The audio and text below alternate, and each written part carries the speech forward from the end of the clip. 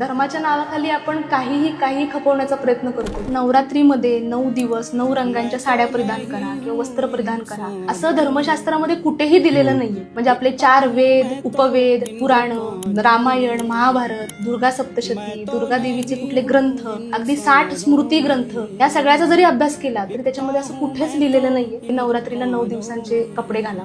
धर्मशास्त्रात काय दिलंय तर धूत वस्त्र म्हणजे धुतलेले वस्त्र परिधान करा आणि महिलांनी जर नऊवारी साडी नेसली तर उत्तम असं शास्त्रामध्ये दिलेलं आहे. ते धर्मशास्त्र आपल्याला कधीच काहीतरी खर्चिक करायला सांगत नाही. म्हणजे आता ते ट्रेंड पडलाय की 9 रंगांच्या साड्या, मग त्याच्यावर मॅचिंग कानातले, मॅचिंग बांगड्या, मग ते असं एकदम खर्चिक ते होऊन जातं असं. ते खरं तर त्याच्यामध्ये कोणत्याही प्रकारचं शास्त्र नाही. आणि आज आपण बघितलं तर म्हणजे महिलाच नाही तर म्हणजे मुली पण मग त्या रंगाचे ड्रेस घालणं किंवा मग मुलं सुद्धा त्या रंगाचा शर्ट घालणं, टी शर्ट घालणं असं पण दिसतंय हल्ली. बरोबर. म्हणजे अगदी आपण म्हणतो ना की अगदी परिसीमा की आता कोरोनाचा काळ झाला तर त्यावेळी 9 रंगांचे मास्क घाला अशा पण ऍडव्हर्टाईज झळकल्या होत्या. खरं तर चिड आणणारं पण आहे खरं तर की धर्माच्या नावाखाली आपण काही खपवण्याचा प्रयत्न करतो ते अत्यंत चुकीचं आहे. म्हणजे हे काय बघायला गेलं तर काय ना वास्तव ही मार्केटिंग कंपन्यांनी चालवलेला एक प्रकारे विभत्स पण आहे. म्हणजे कुठेतरी त्या गोष्टी जास्त प्रमाणात विक्रीला याव्यात म्हणून अशा प्रकारचे काहीतरी ट्रेंड येतात आणि आपल्या लोकांना धर्मशिक्षण माहित नसल्यामुळे, धर्मशास्त्र माहित नसल्यामुळे या गोष्टींना बळी पडतो आपण आणि मग